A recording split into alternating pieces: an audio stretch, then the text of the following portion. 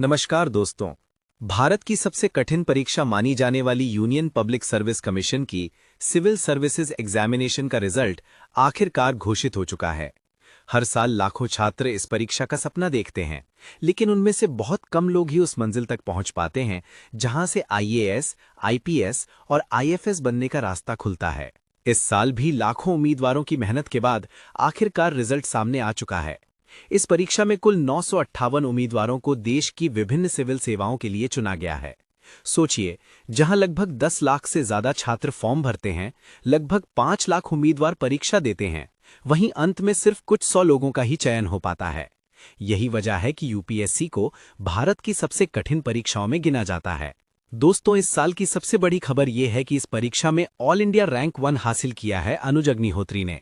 वे राजस्थान के रहने वाले हैं और पहले से ही एक प्रशासनिक सेवा में कार्यरत कर रहे थे, लेकिन उनका सपना था देश की सर्वोच्च सेवा में जाना, और आखिरकार उन्होंने अपनी मेहनत और लगन से ये मुकाम हासिल कर ही लिया।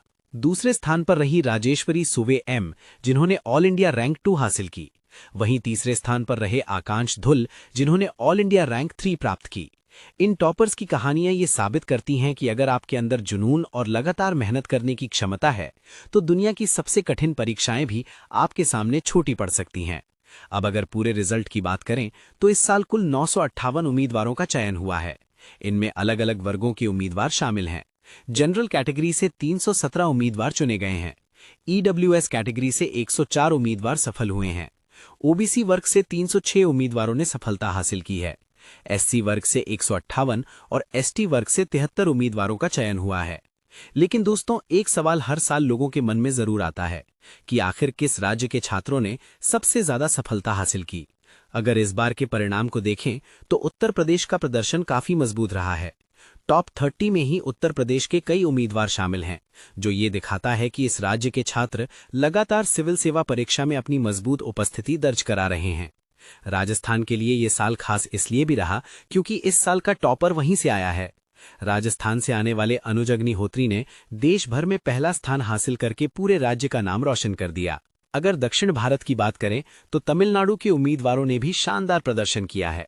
यहां से कई उम्मीदवार टॉप रैंकों में शामिल हुए हैं और राजेश्वरी सुबे एम ने ऑल इंडिया रैंक 2 हासिल करके ये दिखा दिया कि कड़ी मेहनत और सही रणनीति से कोई भी इस परीक्षा को जीत सकता है। वहीं उत्तर पूर्व भारत से भी कई उम्मीदवारों ने इस साल सफलता हासिल की है। मणिपुर और असम जैसे राज्यों से भी कई छात्र इस परीक्षा में सफल हुए हैं। ये दिखाता है कि आज प्रतिभा सिर्फ बड़े शहरों तक सीमित नहीं है, बल्कि भारत के दूर दराज इलाकों से भी प्रतिभाशाली छात्र देश की सबसे बड़ी परीक्षा को पास कर रहे हैं। दोस्तों, यूपीएससी सिर्फ एक परीक्षा नहीं है, ये एक ऐसा सफर है जिसमें धैर्य, मेहनत, अनुशासन और लगातार सीखने की क्षमता की जरूरत होती है।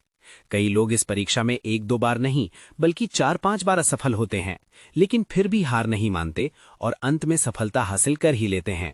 इसलिए अगर आप भी कभी आईएएस या आईपीएस बनने का सपना देखते हैं तो याद रखिए कि ये रास्ता जरूर कठिन है, लेकिन नामुमकिन नहीं है।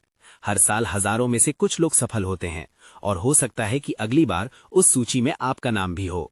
अगर आप ऐसे ही ज्ञानवर्धक और देश दुनिया से जुड़ी रोचक जानकारी वाली वीडियो देखना पसंद करते हैं तो इस वीडियो को लाइक जरूर करें और चैनल को सब्सक्राइब करना बिल्कुल मत भूलिए।